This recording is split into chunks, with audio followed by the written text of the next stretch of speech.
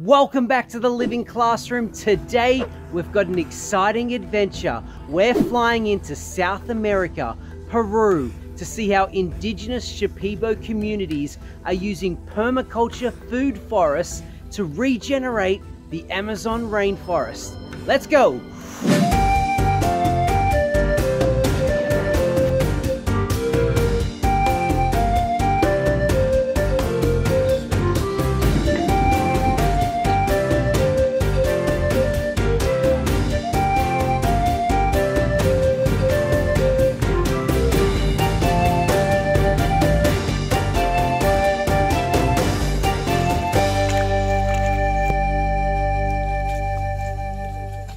Here in the Amazon, the Chaikuni people are regenerating destroyed areas of the rainforest and turning them back into food forests.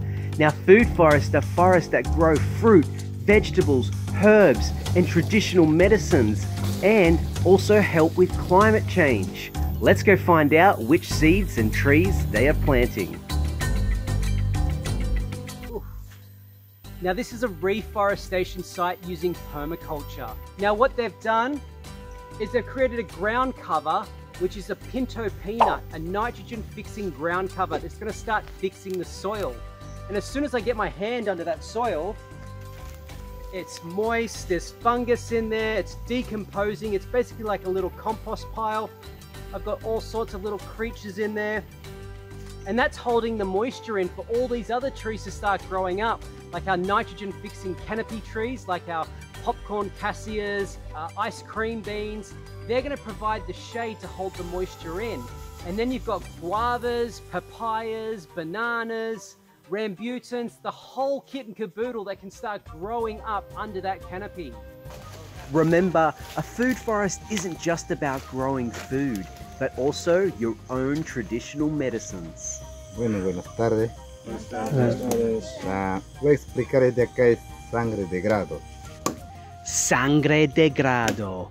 It's a native South American tree that translates to dragon's blood. Because when you cut the tree, it bleeds red blood. And that blood is said to have magical powers that speed up the healing process of cuts and help people with cancer. This is the achayote plant. Its seeds are used for cooking, dyeing fabric, and also war paint to ward off evil spirits. But it was also known as the lipstick tree because it was a natural makeup that would attract a partner. Hermoso. Beautiful. So look what we just found in our Amazonian food forest. It's called the miracle fruit because apparently after you eat this fruit, it allows you to eat stuff that's really sour or really bitter. And I hate eating sour stuff, like a lemon. But apparently if I eat this, it's gonna make this taste really, really sweet. Should I check it out, or do you think I'm being tricked? It tastes nice.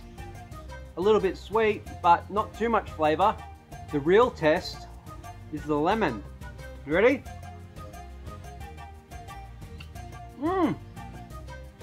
Wow, I can't even taste the bitterness. Oh wow, I can literally eat this without tasting the sour. The miracle fruit. I'm gonna be keeping this seed for later. I sense a challenge coming up. So are you ready for your next challenge? Your challenge is to go to an organic fruit store and buy your favorite piece of fruit, or a piece of fruit that you don't recognize, like this custard apple. And what I want you to do for the rest of the episode is eat your piece of fruit and collect its seeds. Are you ready?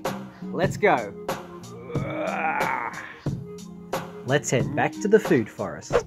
Any idea what this plant is? It's actually the cacao plant. This is where chocolate comes from.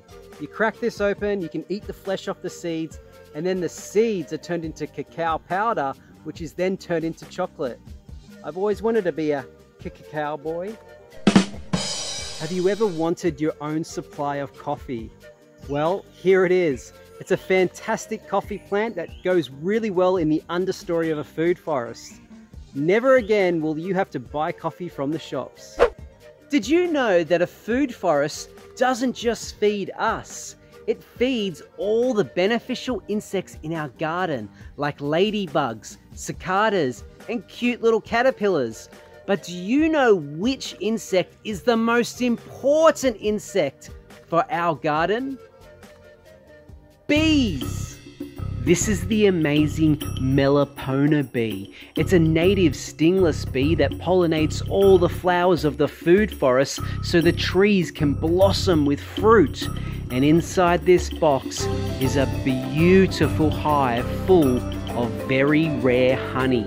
And indigenous tribes use this honey for medicines to cure infections in your eye, your lungs, and your stomach. And the good thing about this medicine is it's delicious. That's why it's so important to look after our bees. Without bees, we get no pollination. No pollination means no more fruit. No more fruit means no more trees because we won't have any seeds. Speaking of which, how many seeds have you collected so far? 1, 2, 3, 4, 5, 6, 7, 8, 9, 10.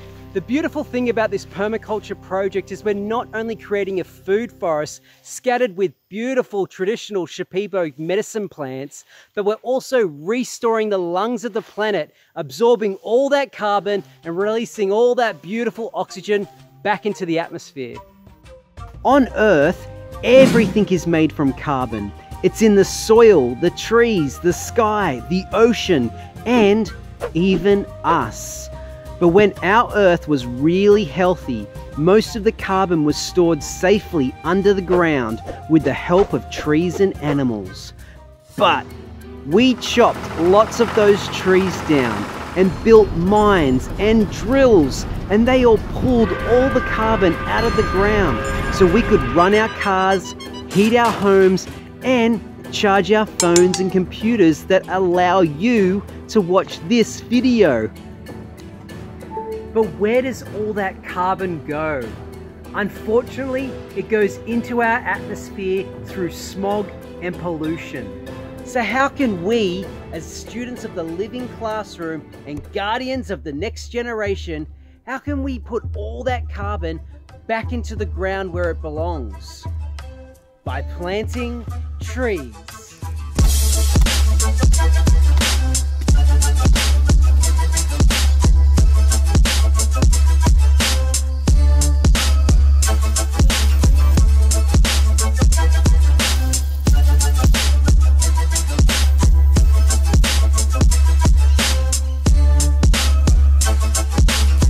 And that is how you start a food forest. How many seeds did you collect over that episode? I got 10, 20, 30, 40 seeds. That's 40 potential custard apples that I can start a food forest with.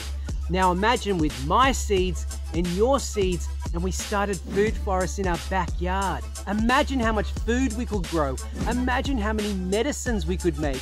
Imagine how much carbon we can pull from the atmosphere and store back into the ground. So that's your mission.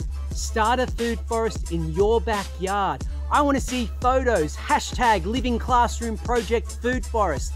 That's your mission.